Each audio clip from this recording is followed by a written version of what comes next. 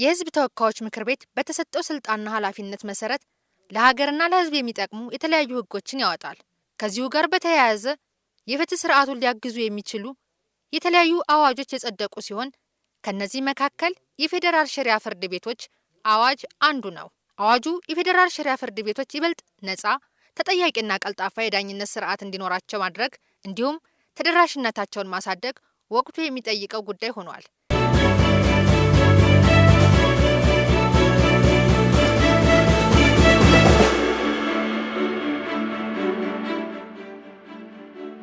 ከዚህም ባሻገር የፍርድ ቤቶችን አስተዳደራዊ አቅም ለማሳደግና ዘላቂ የፍትህ አስተዳደር ስርዓት ለመገንባት የሚያስችል ጠንካራ የአሰራር ስርዓት መዘርጋት የፌዴራል ሸሪዓ ፍርድ ቤቶች አዋጅ አስፈላጊ ሆኖ ተገኝቷል።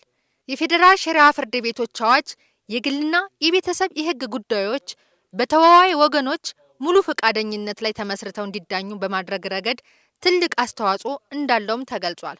ክቡራን ተመልካቾቻችን፣ አዋጁ በፍትህ ስርዓቱ ላይ ምን ለውጥ ያመጣል ስንል የምክር ቤት አባላትን ጠይቀናል።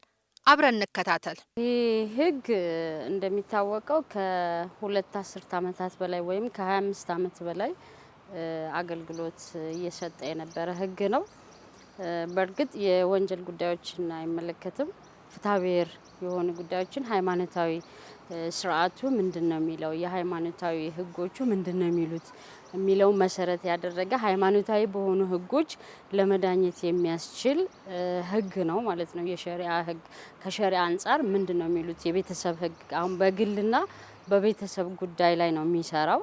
ስለዚህ እነዚህን ምንድነው ህጎቹ የሚሉት የሚለው መሰረት አድርጎ ህገ መንግስቱ ደግሞ ያስቀመጠው የራሱ ህግ አለ። ከህገ መንግስቱ ጋር ሳይጋጭ ግን ደግሞ የሸሪዓ ህጎችን እንዴት መተግበር አለብን የሚለው መሰረት ያደረገ ማሻሻያ ነው የተደረገው ማለት ነው። የአዋጅ ለመጀመሪያ ጊዜ ነው እየተሻሻለ ያለው።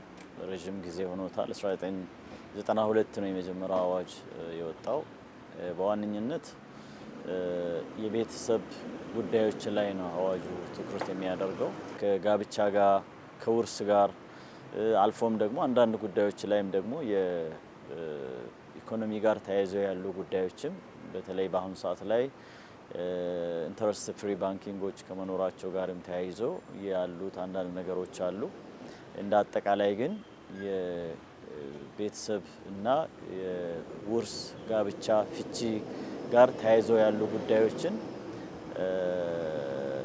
የቤተሰብ ህግ አካል ነውና ያ ደግሞ በህገ መንግስቱ ላይ በተደነገገው መልኩ ሰዎች ከዚህ ከፍትሐብሔርና ከወንጀል ህጎች ውጪ ባሉ ጉዳዮች ላይ በሃይማኖታቸው በባህላቸው መዳኘት መብትን ሰጥተዋል። ያ ነው በዋነኝነት አዋጁ ትኩረት የሚያደርገው ማለት ነው። እንግዲህ አሻሻም አደረጃጀትን በሚመለከት በተለይ ዘመኑ በደረሰበት ደረጃ ግልጽነትን ለመፍጠር አዋጁ ማሻሻል አስፈልጓል። ህገ መንግስቱ አንቀጽ 34 ንዑስ 5 178 እንደዚሁ በተለይ የግል የቤተሰብ መብቶችን በሃይማኖትና በባህል መዳኘት የሚችሉበትን አግባብ ህገ መንግስቱ ስለሚደነግግ ያንን ውጤታማ በሆነ መልክ ለመስራት በተለይ በፍትህ ስርዓቱም ያው ፍትህ ስርዓቱ መደበኛ ፍርድ ቤቶች ብቻቸውን ሁሉን ነገር አይፈቱትም። ስለዚህ በጣም አስፈላጊ ነው በባህላዊ ፍርድ ቤቶችም በሃይማኖታዊ ፍርድ ቤቶችም ተዳኝቶ ጉዳዮቹ በቀላሉ ማለቅ የሚችሉበት ዜጎች እንዳይጉላሉ ለማድረግ የሚጠቅም ነው።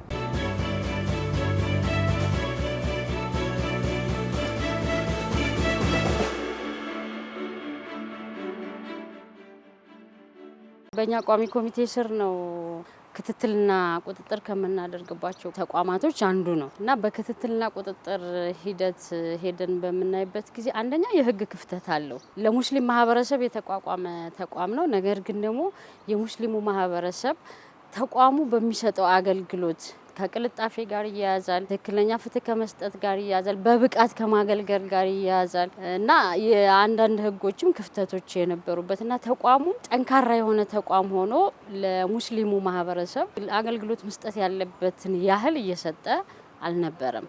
እነዚህ ነገሮች እስካሁን ድረስ በጣም በተበታተነ መልኩና ቁንጽል በሆነ መልኩ ለአሰራርም እንደዚሁም ደግሞ ለተገልጋዩም ምቹ ባልሆነ መልኩ ነው አዋጁ እስካሁን ድረስ ተቀምጦ የነበረው ሳይሻሻል ኦልሞስት 26 ዓመት ነው የቆየው። አሁን ግን እያንዳንዱ ጉዳይ ላይ በስፋት ጊዜውን በሚመጥንና እንደዚሁም ደግሞ ህዝበ ሙስሊሙን በሃይማኖት በፍርድ ቤቶች የመዳኘቱን ፍላጎትን ሊያረካ በሚችል መልኩ ነው አዋጁ በጣም ረጅም ብዙ ጥናት ተደርጎበት ባለሙያ የጠቅላይ ፍርድ ቤት ባለሙያ ዲፕሎይ አድርጎ አሰማርቶ ሰፊ ጥናት ወደ ማህበረሰቡ ተወርዶ ተሰርቶ የመጣ ነውና አዋጁ በዋነኝነት ያው እነዚህ የቤተሰብ ጉዳዮች ዙሪያ ላይ የሚያተኩር ነው የሚሆነው ማለት ነው። ውስጡ ግን በጣም ብዙ የውርስ ጉዳይ፣ የጋብቻ፣ የፍቺ፣ ወቅፍ ማለት ንብረት አንድ ሰው የራሱን ንብረት ለአንድ በጎ አድራጎት የማይሸጥ የማይለወጥ አድርጎ የሚሰጥ የወቅፍ ጉዳይ፣ ያንን ወቅፍ ደግሞ ማን ነው የሚቆጣጠረው ማን ነው የሚከታተለው የሚለውን ጭምርን የሚይዝ ነው ማለት ነው። የቤተሰብ ጉዳይ ሆኖ እንደዚሁም ደግሞ በተወሰነ ደረጃም የኢኮኖሚ አስፔክት ያላቸው ጉዳዮችም ያሉት አዋጅ ነው። ሸሪዓ ህግ አለ። በዚያ መሰረት የሙስሊም ማህበረሰቡ ለመዳኘት በጣም እጅግ አስፈላጊ ነው ጠቃሚ ነው ብለን መውሰድ እንችላለን። በአዋጁ ውስጥ በጣም ትልቅ የተካተተው ነገር ምንድነው? ጉባኤ ተቋቁሟል። ጉባኤው በተለይ የዳኞች አሿሿም ግልጽነት መፈጠር ላይ ብቃት ያላቸው እንዲሆኑ የማድረግ ጉዳይ ላይ የተሻለ እንዲሆን በጉባኤውም ቢያንስ ሁለት ሴት አባላትም አባል ሆነው እንዲካተቱ ያደርጋልና የሸሪዓ ዳኞች ቃዲዎች የዲሲፕሊን ችግር ቢኖራቸው እዛው መፍታት እንዲችል ህግና ስርዓትን ተከትለው መስራት እንዲችሉ የሚያደርግበትን ስርዓት ይደነግጋል። የሸሪዓ አተረጓጎምም በሸሪዓ ሰበር መወሰን እንዲችል ምክንያቱም ይሄ የመደበኛ ጉዳይ ስላይደለ የሃይማኖታዊ ካኖኑ ምን እንደሚል መተርጎም ያለበት በሃይማኖቱ ዕውቀት ሰዎች ስለሆነ የሸሪዓ ህግ ትርጉምንም መስጠት የሚችል የሸሪዓ ሰበር ሰሚም እንዲቋቋም አድርጓል። ይሄ በጣም ትልቅ ለውጥ ነው ማለት ነው።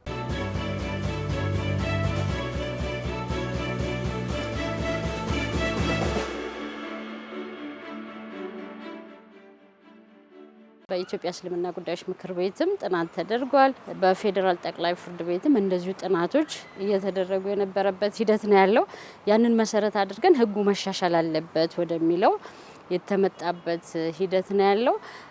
ያንን አይተን እነሱም አዘጋጅተው አቀረቡ ጥናቶቻቸውን። ያን መሰረት ተደርጎ አንድ 4 ጉዳዮች ላይ ትኩረት እንዲያደርግ እንደ ቋሚ ኮሚቴ በደንብ አይተናል። አንደኛ ህገ መንግስቱን በማይቃረን መንገድ ግን ደግሞ እንዴት ነው ሙስሊሙ ማህበረሰብ ማገልገል ያለበት በተለይ ከቤተሰብ ጋር ተያይዞ ከፍቺ ጋር ተያይዞ ከንብረት ጋር ተያይዞ የመሳሰሉት ጋር ከዚህ በፊት ጥራት ባለው መንገድ አገልግሎት እየሰጠ አልነበረምና ያንን በደንብ ሊያጠናክር የሚችል የሙስሊሙ ማህበረሰብ አገልግሎት ሊሰጥ የሚችል አድርገን እንዲዘጋጅ አድርገናል ማለት ነው። በተለይ ከሴቶች ጋር ተያይዞ የሚነሱ ችግሮች ነበሩ። እነዛን የሴቶችንም ችግር ሊፈታ በሚችል መንገድ የተሻሻለበት ሂደት ነው ያለው። ከኒካህ ጋር ተያይዞ በመደበኛ ፍርድ ቤት ፍቺ ካደረጉ በኋላ ኒካህ ሸሪዓዊ የሆነ ስርዓት ስላለው ያ ኒካህ የማይወርድበት ሁኔታ ነው የነበረው። እነሱ መልስ ሊሰጥ የሚችል ረቂቅ ተዘጋጅቶ ነው ወይም ደግሞ እሱን ያዘጋጀ ነው ማለት ነው። አንዱ ለውጥ ይሄ ነው። ሁለተኛው ለውጡ ራሱን የቻለ የሸሪዓ ፍርድ ቤት አስተዳደር ጉባኤ እንዲኖረው ተደርጓል። ይሄ ትልቅ ለውጥ ነው። እውነት ለመናገር የሙስሊሙ ማህበረሰብ የበለጠ ብቃት ባለው ዳኛ ብቃት ባለው አመራር እንዲመራና ራሱን ችሎ ነጻነት ኖሮት ራሱን ችሎ እንዲቋቋም የአስተዳደር ጉባኤ እንዲኖረው የተደረገበት ሂደት አለ። ሁለተኛው ይሄ ነው። ሶስተኛው እንደ ማንኛውም የኢትዮጵያ የፍትህ ተቋም አንድ አካል ነው ይሄ የሸሪዓ ፍርድ ቤት። እንደዛ አይነት አቋም አልነበረውም ማለት ጠንካራ አልነበረም። ያንን እንደ አንድ የፍትህ አካል ተደርጎ ጥንካሬ ኖሮት እሱ የሚወስናቸው ውሳኔዎች በማንኛውም ተቋማት ላይ ተቀባይነት ያላቸው ሌላ ማረጋገጫ የማያስፈልጋቸው ራሱ ሸሪዓ ፍርድ ቤት የወሰነው ውሳኔ እንደ ማንኛውም መደበኛ ፍርድ ቤት ውሳኔ ተደርጎ ተቋም ሆኖ ጠንክሮ የሙስሊሙ ማህበረሰብ በአግባቡ አገልግሎት ሊሰጥ የሚያስችል ነጻነቱን የጠበቀ ተቋም እንዲሆን አድርገናል ማለት ነው። ይሄ በጣም ትልቅ ለውጥ ነው ተብሎ ይወሰዳል። ሌላኛው ደግሞ ምንድነው የመጨረሻው ያየነው ከህገ መንግስቱ ጋር በማይጋጭ መንገድ ብዙ ማሻሻያዎች እንዲኖሩ ተደርጓል። በምን መልኩ ነው መዳኘት ያለበት፣ ዳኞች ምን አይነት መሆን መቻል አለባቸው፣ ውሳኔዎች በምን መልኩ መተላለፍ አለባቸው የመሳሰሉትን የሚል ከዚህ በፊት የነበሩ በአሰራር ሂደት ሲያጋጥሟቸው የነበሩ ችግሮችን ሊፈታ በሚችል ጥሩ ህግ ሆኖ ተሻሽሎ የወጣበት ሁኔታ ነው ያለው ማለት ነው። አንድ አማኝ በህገ መንግስት የተደነገገለት ህገ መንግስታዊ መብቱን ኤክሰርሳይዝ እንዲያደርግ ህገ መንግስቱ ይፈቅዳል። ያ ነገር ግን እንዴት ነው ወደ ተግባር የሚቀየረው? ያ ነገር ወይ በአዋጅ ወይም ደግሞ በመመሪያ በተለያየ መልኩ ነው። የፍትሪ ህገ መንግስት የሃይማኖት መብቶችን የሃይማኖት ነጻነቶችንና አንድ እምነት ውስጥ ያለን መብትን ኤክሰርሳይዝ የማድረግን መብት ይሰጣል። ነገር ግን ያንን ነገር ኤክሰርሳይዝ የሚያደርግበት ተጨባጭ ግን አልተፈጠረም። ይህ አዋጅ በህገ መንግስት የተደነገገን ሃይማኖት መብትን እንዴት አንድ ሰው ኤክሰርሳይዝ እንደሚያደርግ እንዴት እንደሚገለገል እንዴት እንደሚጠቀምበት ነው የሚያሳየው ማለት ነው። ሶ በህገ መንግስቱ የተቀመጠን የሃይማኖት መብትን እንዲሁ ዝም ብሎ በድፍን የተቀመጠን ነገርን ዘርዝሮ ወደ መሬት የሃይማኖቱ ባለቤቶች ወደ መሬት እንዴት አውርዶ ይቀይሩታል፣ ወደ ህይወታቸው እንዴት ይቀይሩታል፣ ከሃይማኖታቸው ጋር በሚጣጣም መልኩ እንዴት የፍትህ ስርዓትን የፍትህ ዳኝነትን ያገኛሉ፣ መብታቸውን እንዴት ያስከብራሉ፣ ችግሮቻቸውን እንዴት ይፈታሉ የሚለው ነው ይሄ ነገር የሚፈታው ማለት ነው። ስለዚህ የአማኙ በጣም ትልቁን ክፍተት የነበረን ነው ይሄ አዋጅ የሚፈታው። ትልቁ ክፍተት ነው የነበረው። ጋብቻ ለመፈጸም በሚሄዱበት ሰዓት ላይ ያው ግጭት ተፈጥሮ ወደ ፍቺ በሚሄዱበት ሰዓት ላይ ውርስ ጉዳይ ላይ እንደዚሁም ወቅፍ ንብረቶቻቸውን ወቅፍ ለማድረግ ወይም ደግሞ በስጦታ መልክ ለመስጠት በሚንቀሳቀሱበት ሰዓት ላይና መሰል በሆኑ ጉዳዮች ላይ መብቶቻቸው ተገድቦ ነው የቆዩት ማለት ነው። ስለዚህ ሃይማኖታዊ መብቶቻቸው በህገ መንግስቱ ላይ የተደነገገላቸውን እንዲገለገሉ እንዲተገብሩ የሚያደርግ ነው ማለት ነው ይሄኛው አዋጅ። ህዝበ ሙስሊሙ ለዚህ ይሄንን አዋጅ በጣም በጉጉት ነው የሚጠብቀው። ብዙ ክፍተቶች ናቸው እስካሁን ድረስ የነበሩት በዚህ ጉዳይና ተቋሙንም ከማዘመን አንፃር እንደዚሁም ደግሞ ህዝበ ሙስሊሙን ጥያቄም ተደራሽ ለማድረግ ምላሽ ለመስጠትም ትልቅ ዋጋ ነው፣ ትልቅ ቦታ ነው ያለው። ለዚህ ነው ታሪካዊ ቀን ነው ብለን ስንል የነበረው ምክር ቤት ውስጥም ምናልባት ኢትዮጵያ ሙስሊሞች ለዘመናት ሲጠይቋቸው ከነበሩ ብዙ ጥያቄዎች ተመልሰዋል። ከነዛ ውስጥ አንዱ ይሄኛው ነው። የፍርድ ቤት የሸሪዓ ፍርድ ቤት አዋጅ ማሻሻል ጉዳይ አስተዳደሩን፣ የአገልግሎት አሰጣጡን፣ የህዝበ ሙስሊሙ ተደራሽነቱን በተለያየ ሌቨል በተለያየ እርከን ላይ እንዲቋቋም እንዲመሰረት የማድረጉ ጉዳይ ብዙ ነገሮች ክፍተቶች ነበሩ። አሁን እነዚህ ነገሮችን በሙሉ የሚያስተካክል ነው፣ ለዚህ ሁላ ምላሽ የሚሰጥ ነው ማለት ነው። አዋጁ ውስጥ ትልቅ ለውጥ ነው ብዬ ሌላ የወሰድኩት ምንድነው፣ ለምሳሌ አሁን በሸሪዓም ተጋብተው በኒካ ተጋብተው ሰዎች በፈቃዳቸው ነው መዳኘት የሚችሉት። እንግዲህ አንዳንዴ አለመፈቃቀር ሲኖር ሴቶቹ ለምሳሌ መደበኛ ፍርድ ቤት ሄደው ፍቺ አስወስነው ይመጣሉ። የተጋቡት ግን በኒካ ሊሆን ይችላል። የዛኔ አግቢው ባል ምን ይላል? እኔ በኒካ ነው ያገባውሽ፣ በኒካ ነው የምፈታው እንጂ መደበኛ ፍርድ ቤቱን አላውቅም አልቀበልም ብሎ ዝም ይላል። የዛኔ ሴቶች ታስረው ለዘመናት ችግር ውስጥ የሚገቡበት ነበረ። አሁን አዋጅ ይሄንን ይፈታዋል። ምክንያቱም በመደበኛ ፍርድ ቤት ፍቺ ያስወሰነች ሴት ምን ማድረግ ይችላለች? ውሳኔውን ለብቻዋ ይዛ ሄዳ እዛ ሸሪዓ ፍርድ ቤት አስመዝግባ ፍቺውን አስጸድቃ ሌሎች ንብረት ጉዳዮችን ፕሮሰስ ማድረግ ትችላለች ማለት ነው። ስለዚህ በብዙ መልኩ አዋጁ ችግሮችን ሊፈታ በሚችል መልክ ተሻሽሎ ቀርቦ መጥቷል ማለት ነው። እናም ጸድቋል።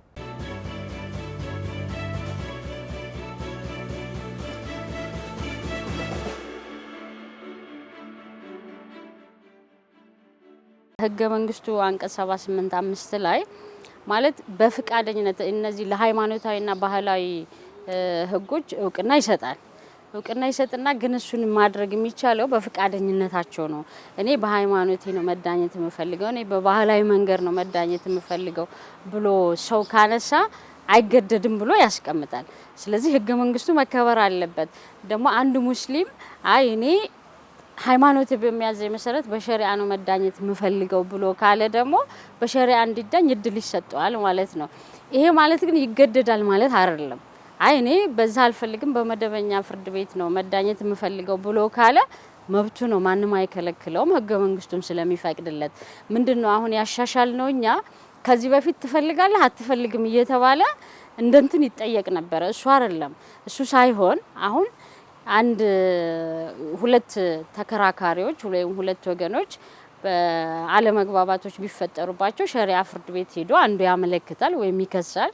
ስለዚህ ሌላኛው ተጠሪ ወይም ደግሞ ተከሳሽ አካል መጥቶ አይ እኔ የመጀመሪያው ቀጠሮ ላይ እኔ በሸሪዓ ፍርድ ቤት መዳኘት አልፈልግም፣ ስለዚህ ወደ መደበኛ ፍርድ ቤት ነው መሄድ የምፈልገው ብሎ ካለ ክሱ ወዲያው ይቋረጣል ማለት ነው። ነገር ግን ትፈልጋለህ አትፈልግም ተብሎ አይጠየቅም ነው። አሁን ያሻሻል ነው ፈቃደኝነቱን ሲቀርብ ራሱን ያልፈልግም ብሎ ይግለጽ ነው። ሃይማኖቱ ስለሆነ ትፈልጋለህ አትፈልግም መባል የለበትም። በራሱ ግን ቀርቦ ነው እኔ በዚህ መዳኘት አልፈልግም ብሎ ካለ ግን ፋይሉ ይዘጋለታል፣ ወደ መደበኛ እንዲሄድ የሚደረግበት ሂደት ይኖራልና ፍላጎቱ ይጠበቅለታል ማለት ነው። በዛ መልኩ ነው የተስተካከለው። ኢትዮጵያ አሁን የጀመረችው የፍትህ ስርዓት ሪፎርም አለ። የፍትህ ስርዓት ሪፎርም የምንለው የማህበረሰቡን የፍትህ ጥማትን የማርካት የፍትህ ጥያቄን ተደራሽ ማድረግ የመመለስ ጉዳይን አንዱ ይሄ አዋጅ የሚመለስ ነው ማለት ነው። ምናልባት በአሁኑ ሰዓት ላይ በጣም በሰፊው እየተከደበት ያለው ጉዳይ የፍትህ ስርዓትን ሪፎርም የማድረግ የማሻሻል ተደራሽ የማድረግ ህዝቦች መብቶቻቸውን በአግባቡ ኤክሰርሳይዝ እንዲያደርጉ የተጣሱባቸው መብቶችም እንዲከበሩላቸው የማድረግ ጉዳይ ስለሆነ እንደ አጠቃላይ የፍትህ ስርዓቱን ከማዘመን አንጻርና ተደራሽ ከማድረግ ሪፎርም ከማድረግ ከማደስ አንጻርም ራሱን የቻለ ትልቅ አስተዋጽኦ የሚያበረክት ነው። ምክንያቱም ይሄ የብዙ ሚሊዮን ህዝቦችን ጥያቄ ወይም ደግሞ አጀንዳ ነው የሚይዘው ማለት ነው። የፍትህ ስርዓቱ ራሱ በአንድ በተመሳሳይ ጉዳይ የሆነ ቦታ ሄዶ የሚያጨናንቀውን ትልቁን ፐርሰንት ነው የሚይዘው። ምናልባት 50% በላይ ይሄንን አዋጅ ኤክሰርሳይዝ በማድረግ ወደ መደበኛ ፍርድ ቤት ሄዶ የሚያጨናንቀውን የሚያጠፋውን ጊዜ የሚባከነውን ገንዘብ ጉልበትን እዚህ ጋር በመምጣት ብዙ ነገሮችን ይቀንሳልና በኢትዮጵያ የፍትህ ስርዓቱ ላይም ራሱን የቻለ ትልቅ አሻራ ትልቅ አንድ እርምጃ ወደፊት የሚወስድ ነው ብዬ ነው የማስበው። እንግዲህ ፍትህ ስርዓቱ በጣም የሚጠቅመው ምንድነው? ፍትህ ስርዓቱ በመደበኛ ፍርድ ቤቶች ብቻ የሚያዝ አይደለም። ፍትህ ስርዓቱ ለምሳሌ ኳዛይ ጁዲሻል ቦዲስ የሚባሉ ፍርድ የሚሰጡ ሌሎች አካላት አሉ። ለምሳሌ አሁን በየአካባቢው ማህበራዊ ፍርድ ቤቶች አሉ፣ ባህላዊ ፍርድ ቤቶች አሉ። ስለዚህ እንደዚሁም ይሄ ሃይማኖታዊ ፍርድ ቤት ነው። ስለዚህ ሁሉም ጉዳይ ወደ ፍርድ ቤት ሲመጣ የፍርድ ቤት መጨናነቅ፣ የጉዳዮች ቶሎ አለመወሰን ያመጣል። ይሄ እንደዚህ አይነት በሃይማኖታዊ ስርዓቱ ታይቶ በሃይማኖት ህጉ መወሰኑ የፍርድ ቤቶችን መጨናነቅ ሁሉ ይቀንሳል ማለት ነው። ኬዝ ሎድ ይቀንሳል ማለት ነው። ከዛም ባለፈ ችግሮቹ ለአንድና ለመጨረሻ ጊዜ እንዲቋጩ መንገድ ይከፍታል ማለት ነው። ስለዚህ በብዙ መልኩ ይጠቅማል።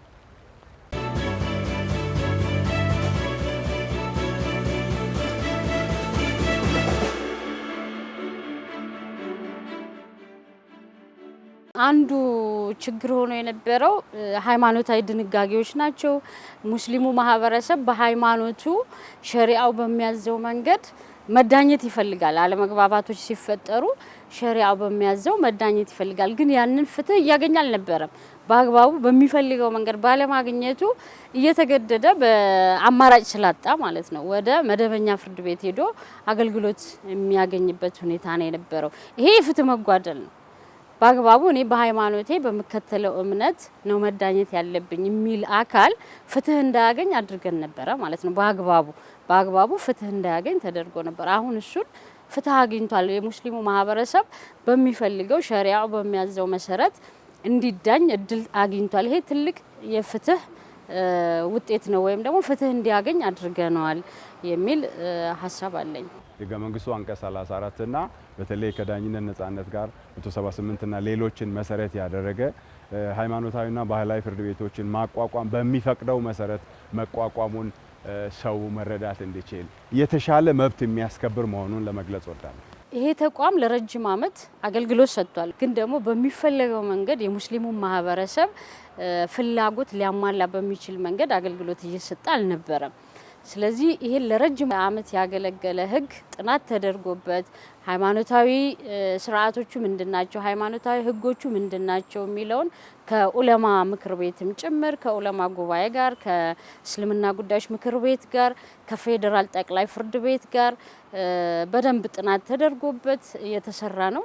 ያ ብቻ አይደለም፣ ወደኛም ከመጣ በኋላ እኔ እውነት ለመናገር በሂሪንግ ታሪክ በእኛ በቋሚ ኮሚቴ ብዙ የህዝብ መድረኮችን ህጎችን ስናረቅ እንጠራለን እናዘጋጃለን። በጣም ብዙ ሰው ተገኝቶበት የተሳተፈበት እንደዚህ አላየውም። በጣም ነው ደስ ያለኝ። እንደዚህ ብዙ ህዝብ የተሳተፈበት ነው። ብዙ የሙስሊሙ ማህበረሰብ ይመለከተኛል እኔም ሀሳቤን እሰጣለሁ ብሎ መጥቶ ተሳትፎበት የተዘጋጀ ረቂቅ ነውና ይሄ ትልቅ ድል ነው። ለረጅም ዓመት የሙስሊሙ ማህበረሰብ ሲጠይቅ የነበረውን ፍትህ ሊያስገኝ የሚችልና የበለጠ አገልግሎት ለመስጠት የሚያስችል ያ ብቻ አይደለም፣ ተቋሙ በራሱ ደግሞ ነፃነቱን ጠብቆ የራሱ አስተዳደር ጉባኤ ኖሮት እንዲሰራ የተደረገበት ይሄ በጣም ትልቅ ታሪካዊ ድል ነው የሚል ሀሳብ አለኝ። ለሙስሊሙ ማህበረሰብ እንኳን ደስ ያላችሁ ማለት ነው የምፈልገው። በመጨረሻ ምክር ቤቱ የፌዴራል ሸሪዓ ፍርድ ቤቶች ረቂቅ አዋጅ ላይ ሰፊ ውይይት ካካሄደ በኋላ ረቂቅ አዋጁን አዋጅ ቁጥር 1428 ህዝባር 2018 አድርጎ በሙሉ ድምጽ አጽድቆታል። የፌዴራል ሸሪዓ ፍርድ ቤቶች ረቂቅ አዋጅን አስመልክቶ ያቀረበው ረቂቅ አዋጅ ቁጥር 1428 ህዝባር 2018 ሆኖ በሙሉ ድምጽ ጸድቋል።